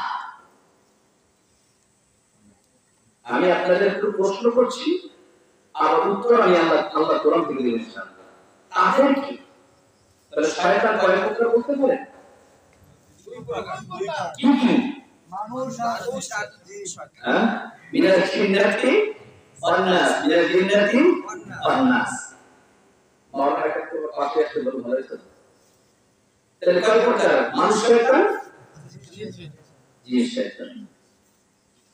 আল্লাহ বলেন আমি তাদেরকে, তার মানে কোন শয়তানদেরকে আল্লাহ কোরআন শ্রবণ থেকে দূরে সরিয়ে দিয়েছে। বলেন তো বর্তমানে কার একটু ক্ষমতা বেশি, মানুষ শয়তানের না জিন শয়তান? মানে জিন শয়তান অবশ্যই আছে, আর মানুষ শয়তান যা করছে, জিন শয়তান কয় আমি দূরে থাকি, না হয় গজব যদি এসে পড়ে, আমি যদি গজবের মধ্যে পড়ে যাই। ইবলিস শয়তান একদম অবসরে আছে। রমজান মাসে শয়তান আল্লাহ সীমাবদ্ধ করে রাখছে। এরপরও কি সমাজের শয়তানি অপকর্ম কি হয় নাই? কথা বলেন। আমাদের এলাকায় না হোক, আমাদের এলাকায় তো হয়েছে। পর্দা বানিয়ে শয়তানের কামড় হয়েছে না? আমি একদিন একটা প্রশাসনের একটা সেমিনার ছিল, আমার সেমিনারে আলোচক হিসেবে দাওয়াত দিয়েছে। তবে আমরা একটু হাজার মানুষ, বড় ধরনের। তখন আমি বলছিলাম, প্রশাসনের উদ্দেশ্য করে বলছিলাম যে আপনারা তো প্রশাসনের লোক, আপনাদের তো বেশি কিছু বলা যায় না। মনে হয় আল্লাহ ইবলিস শয়তানদের সীমাবদ্ধ করে রাখছে, আর কিছু কিছু আপনাদের মতো কিছু কিছু আর কিছু অসৎ ব্যবসায়ীদেরকে বলায় ইবলিস শয়তান দায়িত্ব দিয়ে মানে দিয়ে গেছে, সবাই টাকাই দিচ্ছে। কারণ অসৎ ব্যবসায়ীরা যেভাবে জিনিসপত্রের দাম বাড়াই দিচ্ছিল, গেছি দোল্লামারি বাজার, সিনেমা দশটা করে নিয়ে গেল দোল্লামারি, ওর আগে দিয়া বাজারে গেছে, বেগুন 20 টাকা কেজি, 20 টাকা কেজি। ওই রমজান মাসে বেগুন 20 টাকা কেজি, এত কম আল্লাহ উনি কিনে দিয়েছে, না 20 টাকা দিয়ে কেউ না কেজি। এই পাশে এসে নিজেরা ওই মরে মাইক করে বেগুন 10 টাকা কেজি, 10 টাকা কেজি। কি বললাম আমি, 10 টাকা কেজি গেল, তার মানে কি আর কেনে না, এখন 10 টাকা 20 টাকা কেজি। এরকম কিছু মানুষের অসাধু ব্যবসায়ীদেরকে এইভাবে শিক্ষা দিলে ওরা সবার মতো শিক্ষা পাবে। একটা রাষ্ট্র চালাতে একজন সরকার তার একটা পক্ষে সম্ভব না। বিশ্বাস করুন, জনগণ যদি সাহায্য না করে, আমরা যদি সচেতন হতাম, সচেতন হব কি করে? কিছু মানে অবৈধ ব্যবসায়ীরা, অবৈধ সম্পদের মালিক, তাদের তো টাকার অভাব নেই, তাদের 500 টাকা কেজি হচ্ছে অসুবিধা। টাকাটা নিজের পকেটে না, আর কোনো পকেটে নেতা ভোট খেতে আসে। যখন 1000 কেজি 30 টাকা হয়েছিল, তখন আপনাদের বউ মাইক করে 1000 কেজি 300 টাকা, আমি 300 টাকা বা 400 টাকা, আমার তো অসুবিধা নেই, আমি তো প্রায় মাসে রেখে আমার তো এক কপি দেবো, এক বস্তা লালা। আল্লাহ তাআলা আমাদেরকে বলেছে শয়তান হচ্ছে দুই প্রকার, মানুষ শয়তান আর জিন শয়তান। كمثل الشيطان إذ قال للإنسان اكفر فلما كفر قال إني بريء منك إني أخاف الله رب العالمين.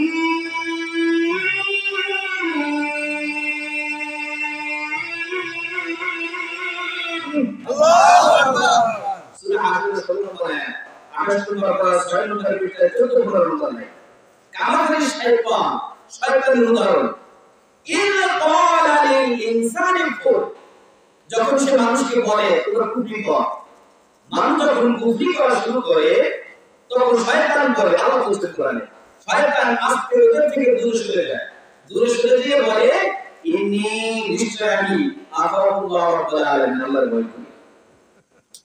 দেখছেন সাহাবী একটা বেরিয়ে দিয়ে দূরে সরে গিয়ে বলে আল্লাহরে ভয় করি। আমি আয়াতটা তেলাওয়াত করে চিন্তা করলাম, ইবলিস শয়তান আল্লাহর ভয় করে, আর কিছু মানুষ শয়তান আছে এরা তো আল্লাহরও ভয় করে না, ঠিক কি না?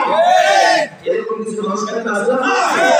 যদি এই শয়তানগুলো মানুষ শয়তানগুলো যদি আল্লাহর ভয় করত, আমাদের সমাজে চোর, টেন্ডারবাজি, ধর্ষণ, তারপরে মোবাইলে যে সমস্ত গেম, মোবাইল নিয়ে যে সমস্ত চলে, এই সমস্ত ছেলেমেয়েরা, যুবকরা আল্লাহর যদি ভয় করত তাহলে এই সমস্ত অপকর্ম করতে পারত না। ইবলিস শয়তানের সাথে জগৎ, ইবলিস শয়তান তো বলে যাবে আল্লাহর ভয় করি, আর এগুলো তো আল্লাহর ভয় করে না, তাহলে ইবলিস শয়তানের সাথে খারাপ কিনা? কথা বলেন, বলছেন ইবলিস শয়তানের তো খারাপ, জঘন্য। এই যে প্রযুক্তির জঘন্য কাজ করে, মানুষ যদি প্রযুক্তির জঘন্য কাজ করে, শয়তানের জন্য জঘন্য কাজ করে, তাহলে এই ব্যক্তির যে নিকৃষ্ট ব্যক্তি আল্লাহর জমিনে, আসমানের নিচে জমিনের উপর আর কেউ থাকবে না। আমার ভাই আল্লাহ বলেন আমি তাদেরকে কোরআন শ্রবণ থেকে দূরে সরিয়ে গেছি। তাদেরকে বলেন তো একটা ভালো কাজ, সবাই মিলে একটা ভালো কাজ করে, কেউ বিরোধিতা করে, কেউ বিরোধিতাও করে না, চুপচাপ থাকে, দিন দেয়। আল্লাহ তাআলা আমাদেরকে জানাই দিলেন এই মাহফিলের ময়দানে যারা এসেছেন, আল্লাহ আপনাদেরকে 4টা পুরস্কার দিবেন। 4টা পুরস্কার, কয়টা? 4টা। এক নম্বর, আপনারা যারা মাহফিলের ময়দানে আসছেন, আপনারা কেউ শয়তানের দলে নাই, আপনারা সবাই আল্লাহর দলে, সুবহানাল্লাহ। আর যারা আসে নাই তারা সব কার দলে? কারণ আল্লাহ বলেন তাদেরকে কোরআন থেকে দূরে সরিয়ে গেছে, তাহলে আপনাদেরকে বসাইছেন। আর যারা আসে নাই তারা কোরআন থেকে দূরে সরে গেছে, কোরআন মানে না, কোরআন পড়ে না, কোরআন বোঝে না, এরা শয়তানের জন্য নিকৃষ্ট। ঠিক কষ্ট পাইেন না, কথাগুলো বোঝার চেষ্টা করেন। 2 নম্বর, আপনি আল্লাহর প্রশ্ন করেন না, তাহলে ওই শয়তানদেরকে কোরআন থেকে দূরে সরে রাখতে কেন? ওয়ালাউ আলিমাল্লাহু ফীহিম খায়রান লাসমাহুম ওয়ালাউ আসমাহুম লাতাওয়াল্লাউ ওয়া হুম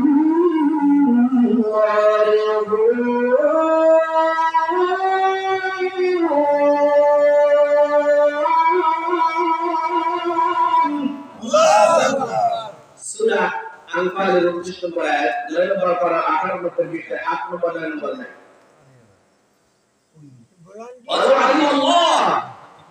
আল্লাহ জানেন যে ফীহিম খায়রান আসমাহুম, ওদের কোরআন শুনাইলে কোনো লাভ নাই।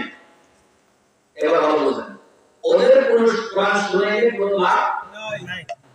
বলেন তো আবু জেহেল, আবু লাহাব, উতবা, শাইবা, ইবনে মুগীরা মতো বড় বড় লিডাররা আল্লাহ রাসূলের ঘরের কোণে দাঁড়িয়ে দাঁড়িয়ে সারা রাত কোরআন শুনছেন তো? আবু জেহেল শুনছে না? সকালবেলা আবু জেহেল বিশাল আল্লাহ হয়ে গেছে নাকি? তো জবাব করতে গেলে জি সেই وَإِذَا تُتْلَى عَلَيْهِمْ آيَاتُنَا بَيِّنَاتٍ, আল্লাহ বলেন ওরা কোরআন শ্রবণ করছে, কোরআন শ্রবণ করার পরও অহংকার করছে, মনে হয় যেন শরীর নাই, কোরআন মানে নাই। বরং যে রাসূলের মুখে কোরআন শুনেছে সকালবেলা ওই কোরআনের বিরুদ্ধে বিশাল একটা আলটিমেটাম দিয়েছে। সূরা আমিন সাজদা 27 নম্বর আয়াত, 24 নম্বর পারা, 18 নম্বর পৃষ্ঠায়, 10 নম্বর 11 নম্বর লাইন। কিন্তু আল্লাহ কোরআন বলছে, আমি বলি না একটা কথা, আপনাদের কি মনে হয় যে সব আমার বানানো কথা? সব কার কথা? আল্লাহর কথা। এই আবু জেহেল শুনেছে, শোনার পরেও কোরআনের বিরুদ্ধে আলটিমেটাম দিয়েছে। وقال الذين كفروا لا تسمعوا لهذا القرآن والغوا فيه لعلكم تغلبون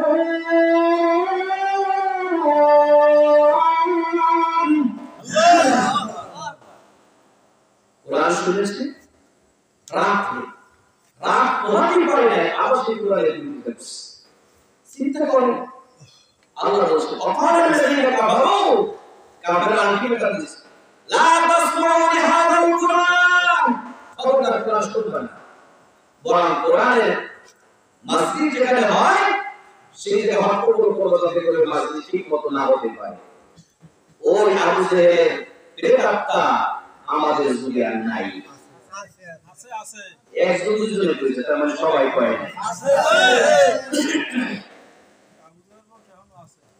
প্রিয় হাজিরিন তাহলে ওরা শুনেছে রিজেক্টেড করেছে সামিয়ানা ওয়া আসাইনা আর সামিয়ানা ওয়া আতানা আপনি এখন কোন দলে যাবেন সামিয়ানা ওয়া আসাইনা শুনেছে ছেড়ে দিয়েছে সামিয়ানা ওয়া আতানা মুমিনরা শুনেছে মুমিনরা গ্রহণ করেছে কাফেররা শুনেছে ছেড়ে দিয়েছে ভালো করে বুঝলেন আজকে কিছু খোরাক নিয়ে যান হয়তো বা কাজে আসতে পারে কাফেররা কোরআন শুনেছে ছেড়ে দিয়েছে মুমিনরা কোরআন শুনেছে গ্রহণ করেছে এখন আপনার বিবেক আমি আপনাকে বলি না যে আপনি এটা করেন আপনার বিবেক কি বলে আপনি কি অতার বলে যাবেন না ওয়াসাইল বলে যাবেন ছেড়ে দেওয়ার পক্ষে যাবেন না ধরে রাখার পক্ষে যাবেন আমি আপনাকে প্রশ্ন করি আপনার বিবেকের কাছে আপনাকে আপনার বিবেকের কাছে প্রশ্ন রাখতে চাই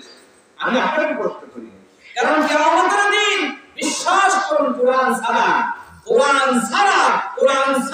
আল্লাহর কসম আপনার আমার কারো লাজাত হবে না ঠিক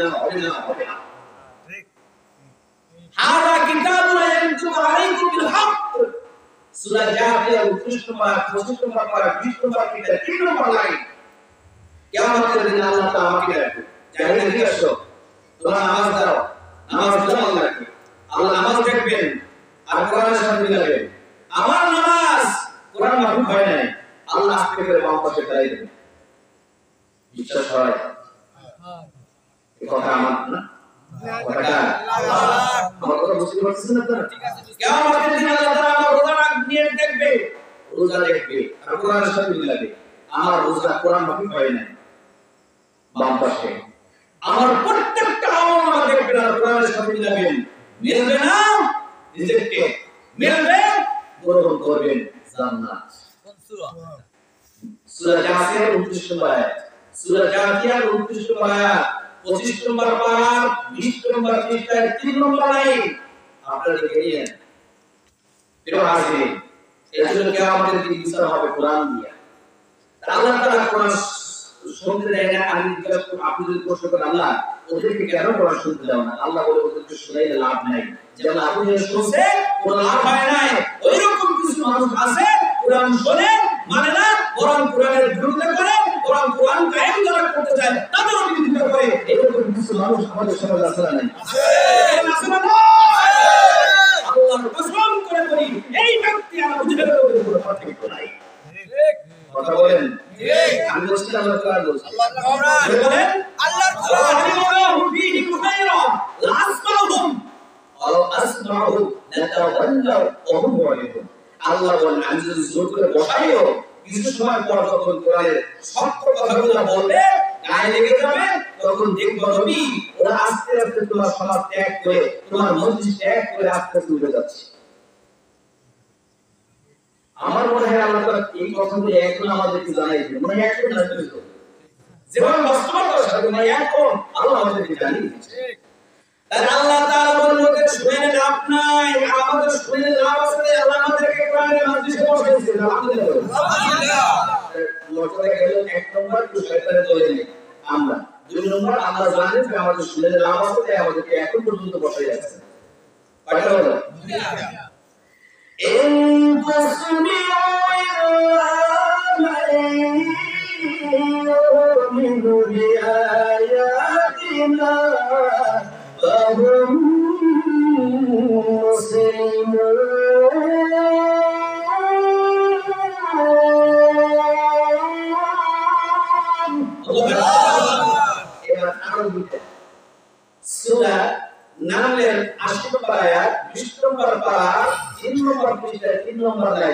নামের 20 নম্বর 80 নম্বর আয়াত সূরা নাম 80 নম্বর আয়াত ইনতুসমিউ ওলমি কোরআন শ্রবণ করতে তারা যারা কোরআনের উপর ঈমান আনছে সুবহানাল্লাহ তাহলে আপনারা কি কোরআনের উপর ঈমান আনেন আজকে বলি তো শুনতে আইছেন তাহলে আপনারা কোরআনের উপর ঈমান আনছেন তার মর্যাদা হলো কয়টা তিনটা এক নম্বর আমরা একটু শয়তানের ধরে নাই দুই নম্বর আমাদের দিয়ে উপকার হবে বলে আল্লাহ আমাদেরকে শোনাচ্ছেন তিন নম্বর আমরা কোরআনের উপর এই আয়াতের উপর ঈমান আনছি আল্লাহ আমাদেরকে কোরআন শোনাচ্ছেন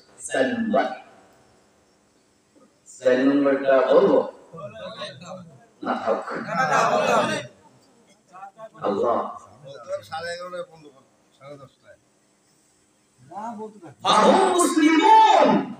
আল্লাহ বলে এই তিনটা গুণ যাদের মধ্যে আছে আমি আল্লাহ নিজে সার্টিফিকেট দিচ্ছি তারা সবাই মুসলমান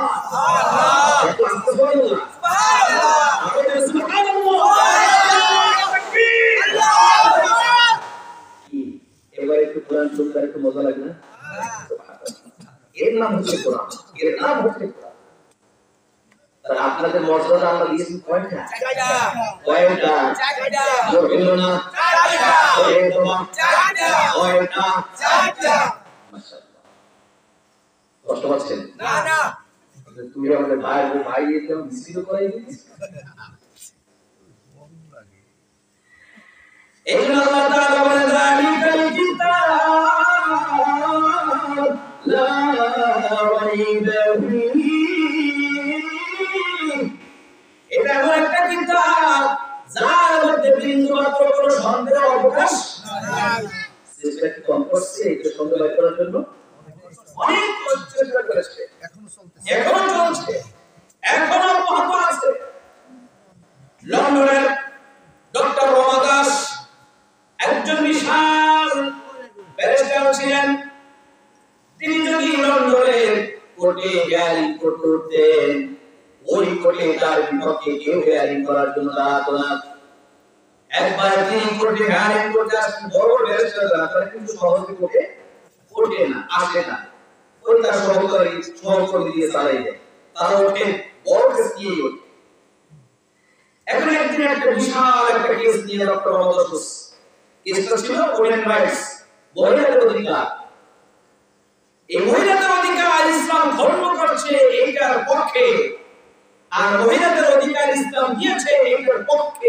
আর বিপক্ষের কথা ওরা বলে অমুসলিমরা বলে এমনকি আমাদের সমাজে কিছু নামধারী মুসলমানরাও বলে ইসলাম নারীর অধিকার দেয় না এরকম বলে না নাউজুবিল্লাহ আমি মাঝে মাঝে বলি খাস যেমন চায় শিয়াল যেমন চায় যে সব মুরগির খোপগুলো তোলা থাক আমরা যেন সমান মতো খাইতে পারি আমাদের দেশে বুদ্ধিজীবী কিছু লুচ্চারা চায় মহিলারা বিপদ হয় অস্ত্রহীন ভাবে রাস্তায় বেরোন আর আমরা সমান তাই ভোগ করতে পারি ঠিক না এই ছেলেরা নারীর অধিকারের মধ্যে তুই কি বলবি আমার যখন আমাদের ভারতে বিশ্বনবীকে অপমান করলো আয়েশাকে বিয়ে করা নিয়ে একটা কুটুক্তি করলো আমি তখন আমার মসজিদে ফুটবল দিয়েছিলাম আমি টিভি খুলেছিলাম যে এই ফুটবলটা বিশাল আকারে ভাইরাল হয়ে গেছিল বাংলাদেশে আমি অনেকে বলিয়েছি বাংলাদেশের বিভিন্ন জায়গা থেকে আমি সেখানে স্পষ্ট বলেছি যে বাংলাদেশের যত লুচ্চারা আছে এরা নারীর অধিকার ভঙ্গ করছে ইসলাম নারীর অধিকার দিয়েছে ঠিক কি না ইসলাম নারীর অধিকার দিয়েছে কেমনে একটা জিনিস দেখেন আল্লাহ তাআলা নারীদের পক্ষে নিয়ে একটা পূর্ণাঙ্গ সূরা নিসা নাযিল করেছেন সুবহানাল্লাহ এর যে আর বড় মর্যাদা কি হতে পারে একজন মহিলার জন্য নারীর জন্য সুবহানাল্লাহ আমরা বুঝি না প্রিয় হাজির নারীর অধিকার ইসলাম দিয়েছে ডক্টর রমা দাস তিনি এর বিপক্ষে ইসলামের বিপক্ষে কোরআনের বিপক্ষে আর নারীর অধিকার কোরআন দিয়েছে সপক্ষে দাঁড়াবেন তার নাম ডক্টর সিফান এখন ডক্টর রমা দাস তার বিপক্ষে যে দাঁড়িয়েছে দেখে তার মাথা হট হয়ে গেছে কি ব্যাপার আমি এত বড় একজন ব্যারিস্টার জীবনে আমার বিপক্ষে কেউ দাঁড়ানোর সাহস পাই নাই তুমি দাঁড়াইলা তুমি কে ওয়াইও আই অ্যাম এ সিফান আচ্ছা তুমি কোন আইনের কিতাব থেকে দাঁড়াইছো ওই যে লাভালাভি কইরো না আমি যে আইনের কিতাব দিয়ে তোমার বিপক্ষে লড়াই করতে এসেছি, এটা দুনিয়ার কোন মানব রচিত কিতাব না, এটা আমার আল্লাহর লিখিত সংবিধান কোরআন কারীম। সুবহানাল্লাহ। What is Quran? Please give your holy Quran. তুমি তোমার পবিত্র কোরআনটা আমাকে একটু দাও। তার মাথার মধ্যে একটা দুর্ভাগ ছিল, অনেক এমন কোন আইনের কিতাব নাই যা আমার প্রস্তুত না, আপস্ত না, মুখস্থ করে নাই, যে আইনের বাক্যগুলো আমার সব জানা। শুধু একটা আইনের কিতাব পড়া বাকি আছে, যার নাম হচ্ছে কোরআনুল কারীম। সুবহানাল্লাহ। তুমি পড়বি কেমনে? হায় রে হায়, সীমিত জ্ঞান দিয়ে তো কোরআন বোঝা যায় না। কোরআন বোঝার জন্য কোরআনের কিছু জ্ঞান মানুষের থাকা। ডক্টর সৈয়দ রহমতুল্লাহ বলেন, মোহাম্মদ আদালত মেহরবানি করে 1 বছরের জন্য আমি এই কেসটাকে একটু মুলতবি চাচ্ছি, 1 বছরের পরে পুনরায় আবার এই কেসটা হবে, হেয়ারিং হবে। মাননীয় আদালত মঞ্জুর করলেন। তিনি কোরআনটা নিয়ে 1 বছর পর্যন্ত এটাকে রিসার্চ করলেন, গবেষণা করলেন, পড়লেন। কেমন করতে জানেন? আমাদের মতো আনলাকুম বা আনলাকুম তা আনলাকুম না। এই গ্রামার, মিজান, মুনশায়ে, নাউসর, এলমে বালাগাত, মানতিক, যত প্রকারের যা আছে তার সব গ্রামার, আর্টিকেল যারা আপনাদের ইংরেজি ভাষায় বলে, সব কিছু তিনি করলেন। 1 বছর পর নির্দিষ্ট সময় যখন কোর্টে হাজির হলেন, ডক্টর রহমতুল্লাহ বললেন, মোহাম্মদ আদালত, আমি একটু কথা বলতে চাই। সেটা হচ্ছে, 1 বছর আমি কোরআনটাকে পড়লাম। এই কোরআনের মধ্যে শুধু মহিলাদের অধিকার না, সাদা কালো বড় শ্রমিক যত মানুষের যত অধিকার আছে, সব বিষয়ে এমন একটা আইনের কিতাব আল্লাহ সব কিছু উল্লেখ করে দিয়েছেন। আমি এই আইনের কিতাবকে এটাই বুঝলাম যে এই আইনের কিতাবের উপরে আর কোন কিতাব হতে পারে না। বেদ, গীতা, বাইবেলের 3 পাতা, গ্রন্থ সাহেব, বাইবেলের ওল্ড টেস্টামেন্ট, নিউ টেস্টামেন্ট, যত গ্রন্থ আছে সব গ্রন্থ একদিকে, আল্লাহর কোরআন আরেকদিকে। সুবহানাল্লাহ। এই কোরআনের সম্মান মর্যাদা দেখেন তো আপনি। এই বেদ, গীতা, বাইবেল নিয়ে গ্রন্থ সাহেব, বাইবেলের ওল্ড টেস্টামেন্ট, নিউ টেস্টামেন্ট যত পণ্ডিত আছে, হিন্দু ভাইদের যে পণ্ডিতরা আছে, তাদেরকে বলেন তো তোমরা গীতাটা একবার শুরু থেকে শেষ পর্যন্ত তেলাওয়াত করে শোনাও। বাইবেল খ্রিস্টানদের একজন পাদ্রীকে বলেন তোমরা বাইবেলটাকে শুরু থেকে শেষ পর্যন্ত তেলাওয়াত করে শোনাও। আল্লাহ কসম করে বলতে একজনে পারবে না, ঠিক না? আর বাংলাদেশের যে কয়জন কোরআনের আবেদ আছে, এই তো সেগুলো বাংলাদেশের মুখ উজ্জ্বল করে বিশ্বের দরবারে বাংলাদেশের মানচিত্র উজ্জ্বল করেছে আল্লাহর কোরআনের হাফেজরা। সুবহানাল্লাহ। এই কোরআনের হাফেজের বিরুদ্ধে যারা করবে তারা কোরআনের বিরুদ্ধে করবে। এই কোরআনের বিরুদ্ধে যারা করবে আল্লাহর কসম করে এরা জান্নাতে যেতে পারবে না, পারবে না, পারবে না, পারবে না। ঠিক।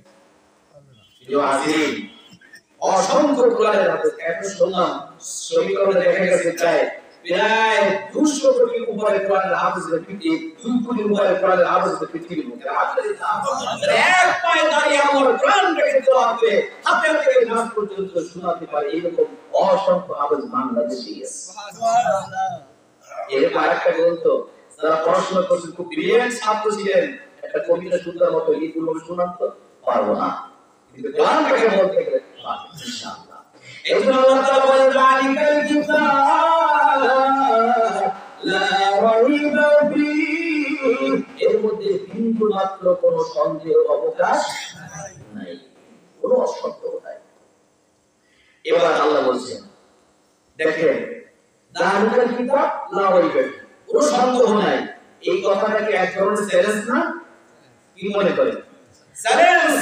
আল্লাহ চ্যালেঞ্জ করছেন যে এমন একটা কিতাব যার মধ্যে কোনো সন্দেহ নাই।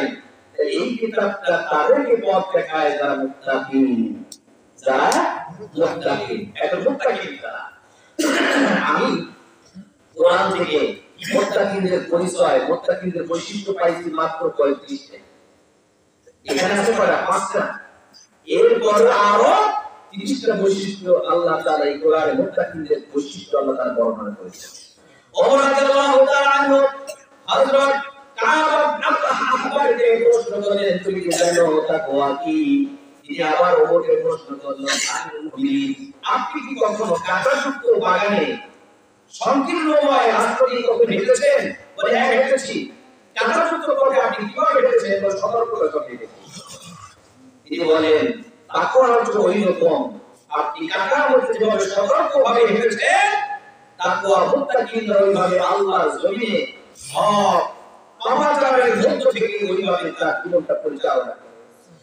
আজকের জন্য তারা আমাকে প্রশ্ন করে, আজকের জন্য তারা চারটে জবাব দিলেন। এক নম্বর, আর তাকওয়া হিয়া খাউফুল জালিল।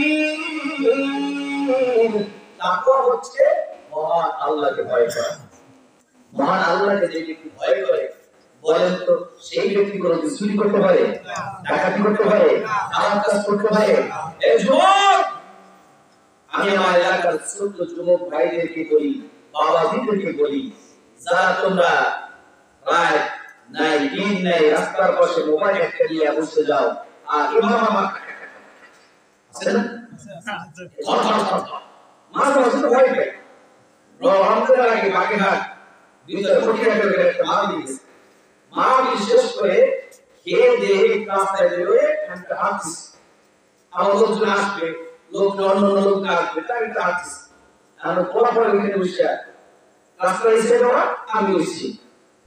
এখন বলে ধরো তো আমার ধরবে না, আমার ধরবে না, মোবাইলে কাজ চলতেছে আর ধর ধর মারবো। এরকম আসতো না আমাদের? যুবক যুবক, একটা কথা তুই শুনে রাখ, ইন্না নাহনু নুহয়িল মাউতা ওয়া নাকতুবু মা قدموا وآثارهم وكل شيء أحصيناه في إمام مبين.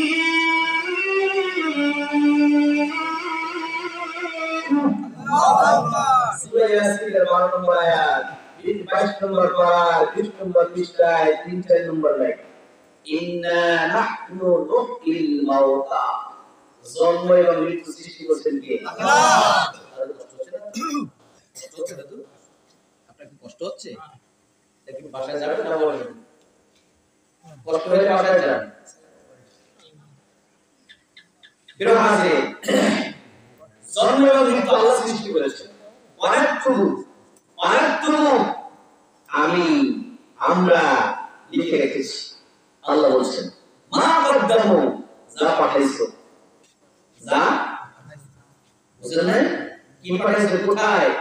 আমলনামা করে আখিরাতের জন্য পাঠাইছি।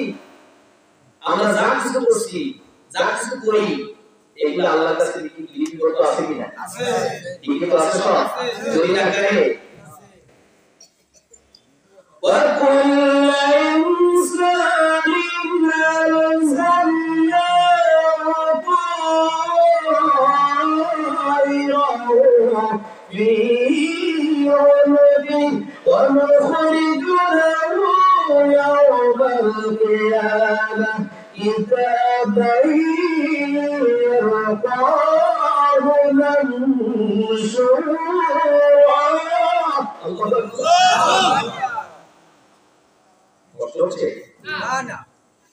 আপনাদের কাকু যে কয়টা বাজে? আচ্ছা ঠিক আছে, না পর্দা কি আছে? পর্দা কি আছে না? না চেয়ারম্যান হয় না, এর পর্দা কি এগুলো আছে?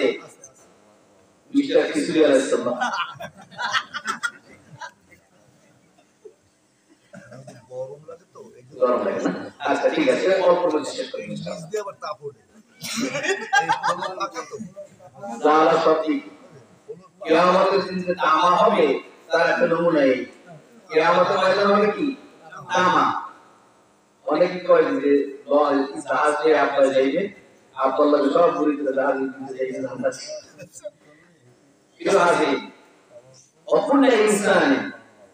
তো যুবকরা যারা মোবাইল চালাও, মোবাইলটা একটা গজব আবার রহমত। গজব যাদের জন্য, তারা হচ্ছে তারা যারা মোবাইলটাকে অন্য কাজে ব্যবহার করে। আমার এই মোবাইলের মধ্যে বেশ হাজারের উপরে কিতাব আছে, আমি যখন সময় পাই একটু বের করে দিই, কারণ আমাদের লাগে, গাড়িতে যাই কিতাব পড়তে পড়তে যাই। আবার আমি ইচ্ছা করে রাতের অন্ধকারে এই মোবাইলটা নিয়ে জীবনে সব আমল ধ্বংস করে দিতে পারি, পারি না ভাই? কিন্তু আপনি দেখেন না, কেউ দেখেন না, দেখছেন কে?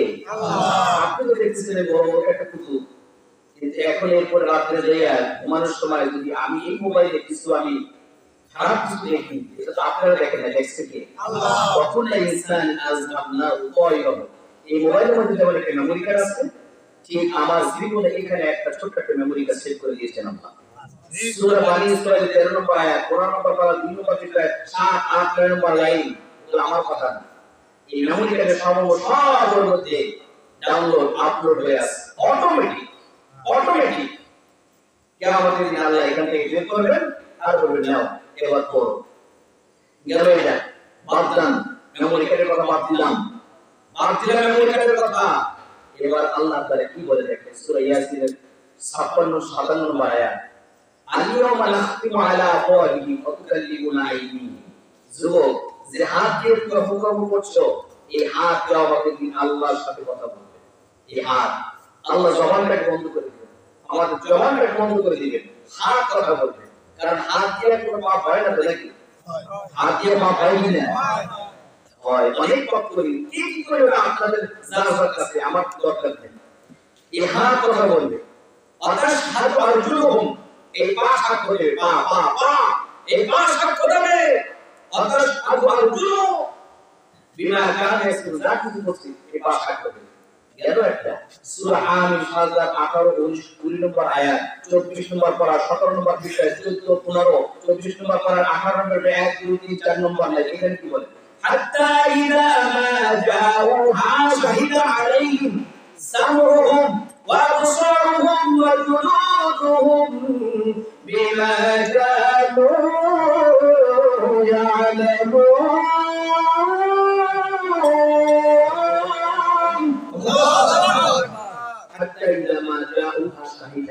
সাক্ষ্য দেবে। এই শ্রবণ শক্তি, কান এরা তো লাগিয়া কানের মধ্যে যুবকরা, মানে রাস্তা থেকে বড় স্তর কাগজ যদি তিরাক চলে যায়, কানে তো লাগাইছে কথা বলে একটু ভাই, এই কানের মধ্যে কি লাগাইছে এখন আম কি ডিজে গান শুনে, হ্যাঁ তেরা পারে। আল্লাহ বলে এই কান সাক্ষ্য দেবে তোর বিরুদ্ধে। চোখ, যে চোখ দিয়ে কি পর্নোগ্রাফি দেখছো না মোবাইলে, যে চোখ দিয়া PUBG game, free fire, ludo, এরপরে মোবাইলের মধ্যে যে জুয়া, এগুলো সব একবারে খেলা হারাম এবং হারাম। তুমি যে চোখ দিয়ে সব দেখছো না, তোমার এই চোখ আল্লাহর দরবারে তোমার বিরুদ্ধে সাক্ষ্য দেবে। কয়টা গেল? দুইটা। এরপরে অর্থাৎ সাধু আরো দুটো হোম এই আপনার হাতাইলা মাঝার সাইজটা অবস্থা অজুরু, এই পথ, এই চামড়াগুলা, এই চামড়াগুলা সাক্ষ্য দেবে। অপরাধ দিনে জুলুমি নিয়ে সাহিত্য আলাইনা, তখন আমরা বলবো এই চামড়া তুই আমার বিরুদ্ধে সাক্ষী দিলি, তোর পালিশ করতে করতে আমার কত যোগ শুনে গেছে।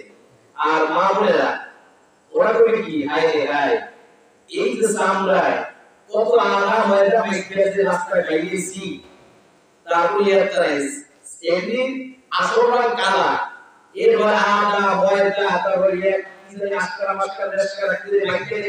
যেভাবে বাইরে মনে হয় যেন বিশ্ব সুন্দরী, আসলে ওর মধ্যে ছাই ভরা আছে না নাই? ওই তরগুলো আল্লাহর দরবারে তোমার বিরুদ্ধে সাক্ষী দেবে। ভাই কথাগুলো আমার না, কথাটা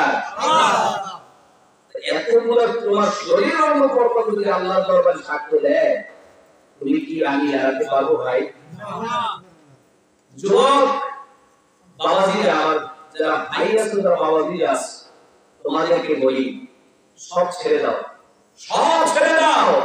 তোমার জীবনটাকে কিভাবে স্বাবলম্বী করো সেই চেষ্টা করো। তোমার জীবনে প্রতিবন্ধকতা আসবে, তোমার জীবনে তোমার একবার কাঙ্ক্ষিত মন্দিরে পৌঁছাতে গেলে তোমার অর্থের মানুষত্ব তোমার সাথে বিরোধিতা করবে। এগুলো উপেক্ষা না করে তুমি নিজেকে আগে সামলাও, নিজেকে এস্টাবলিশ করো, তখন দেখবা তুমি সবাই একটা তোমার অবস্থান থাকবে, সবাই তোমাকে ভালোবাসবে। প্রিয় হাজির, অনেক কথাই বললাম, আল্লাহর কোরআন থেকে সব কথা বলতে পারলাম না। মুত্তাকিদের বৈশিষ্ট্য আবার যদি কোনোদিন আল্লাহ তাআলা আমাদেরকে কবুল করেন, শোনানো যাবে, বলা যাবে ইনশাআল্লাহ। জি মামা। আমার বোনে আমার গ্রামে একটা হজ হয়েছে উত্তর